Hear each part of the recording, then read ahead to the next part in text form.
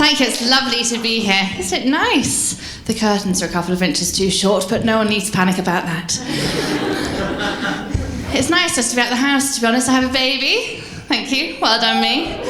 He's 8 months old now, big guy, keeping around the flat tonight, and least he can do, gotta help. Mummy is trying to make a success of herself. And he is my second son, 2 boys, 2 sons.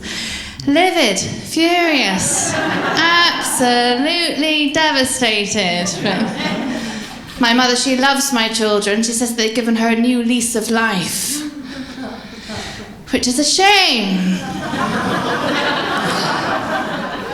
He giveth and he taketh away. I was back on stage a week after giving birth. Everyone wants to know what the hurry is. Why are you racing back to those comedy clubs? I have to keep explaining, I'm still looking for their daddies. It's not true, I'm just at that stage in my relationship when I wish it was interesting. I love drama, but once you have children, you don't want the drama to be too close to you. You want to live vicariously, you want to live by proxy. You want something dreadful to happen, but just as someone that you love. He was supposed to be a Brexit baby, the new one. Hasn't happened yet, might happen now. Who knows, who cares, really, you know. It was the referendum that was the mistake, in my opinion. It was asking the question in the first place. That's like asking your husband if he wants a threesome for his 40th.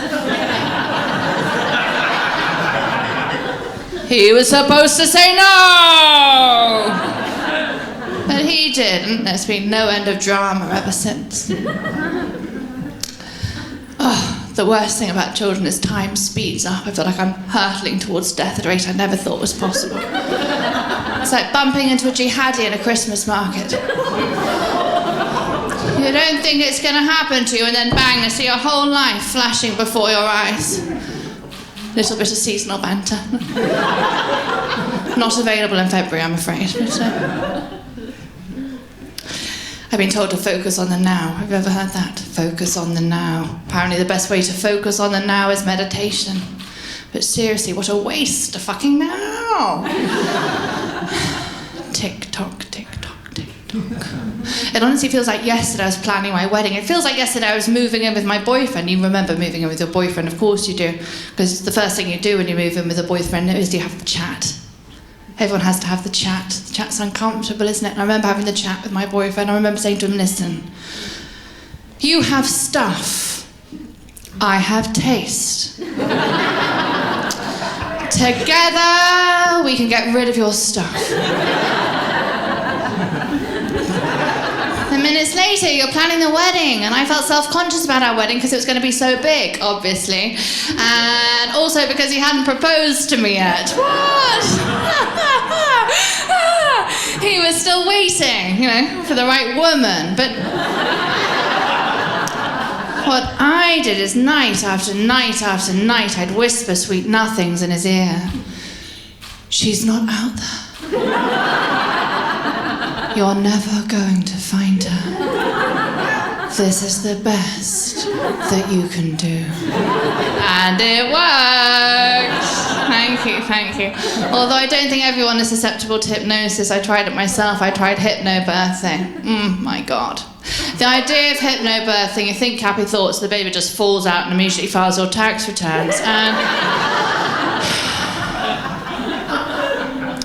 turns out it's a little more complicated than that. But let's not dwell. We're very happy together, very happy, my husband and I. Mustn't forget that bit. It is pivotal to the jokes. We're very happy. I think the secret to our success is he is a tall, slim Indian man, fit, and I don't understand 90% of what he says to me. Because he's from Belfast. Do we have any Northern Irish in? No? Good! Keep them out! Christ! You gotta be so careful around the Northern Irish. They're not like the diddly-diddly-dee ones from the south. Eleanor's gonna punch me later, but they're gritty. People, they ask me, they say, ooh, that sounds interesting. Indian Irish, what does that mean?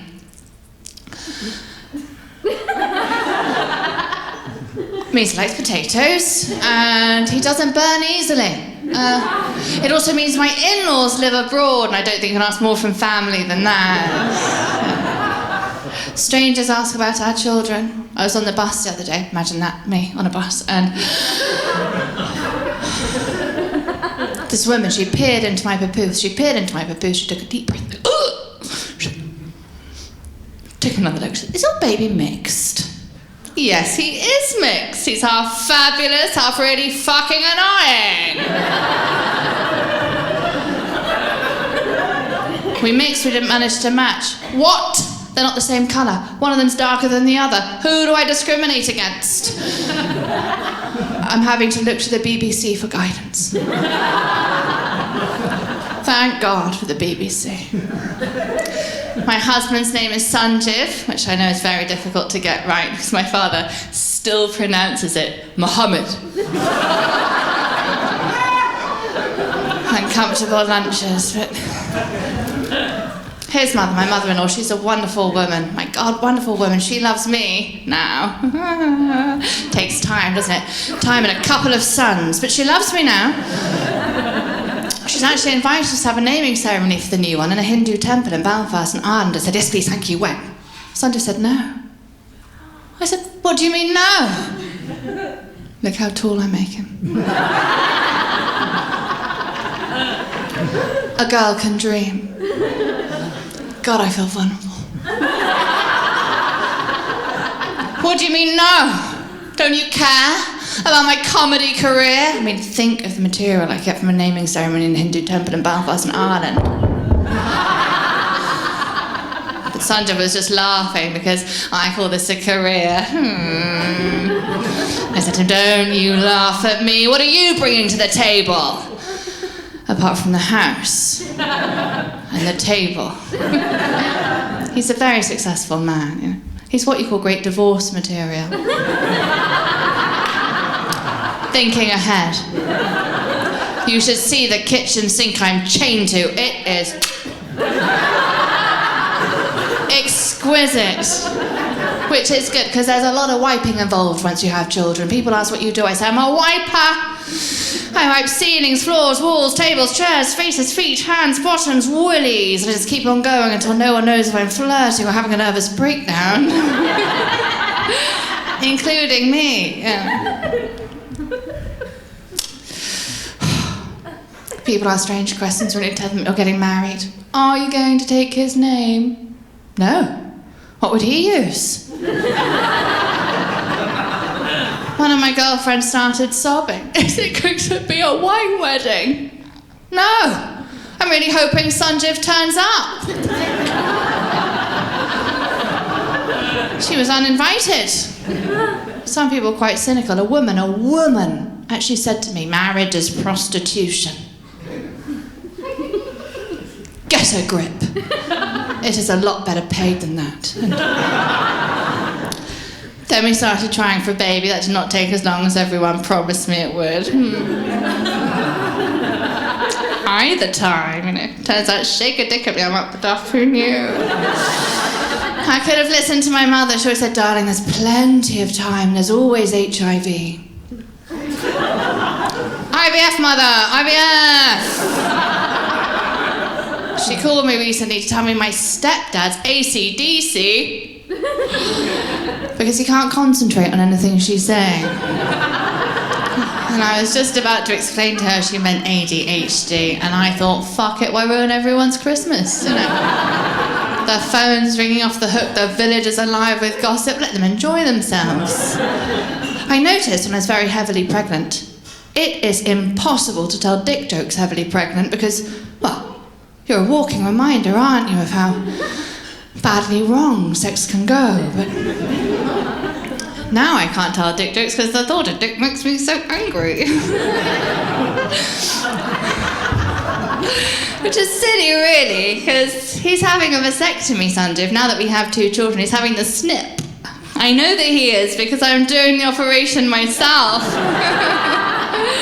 Something to look forward to in 2020. Just have to catch him.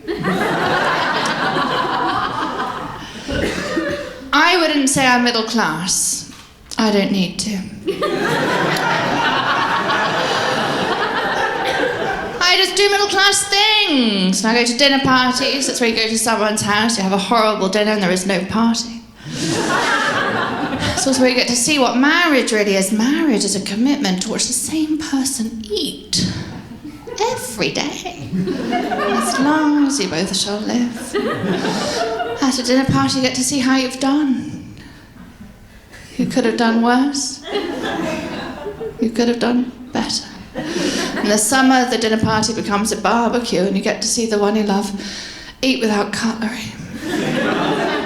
I look around at these things, I always wonder who's going to crack first, but at the same time, I'd hate to be out there again. I'd hate to be out there again. A friend of mine, she met someone on Tinder. Have you heard of that?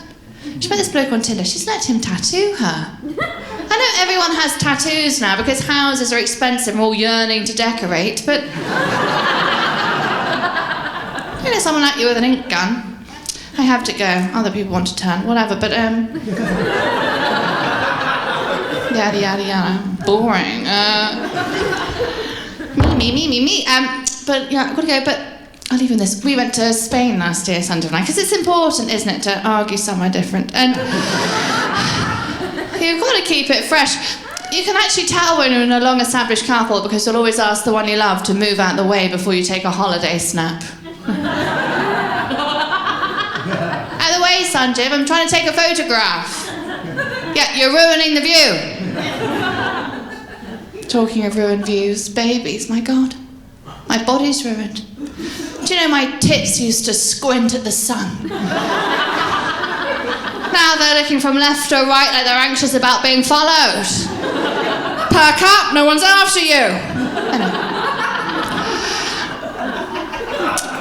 We were flying back, Sanjay and I, I'll never forget this, we were chatting, and we were chatting about jihad, you know, as you do, and Sanjeev was sulking, because he hates talking about jihad on planes. Just has a very different airport experience. You know. Don't get me wrong, no one hates racism more than me. No one. When my husband is stopped at customs, again, who has to wait for him? Muggins here. I don't wait for him. You've been absolutely lovely. Thank you so much for having me.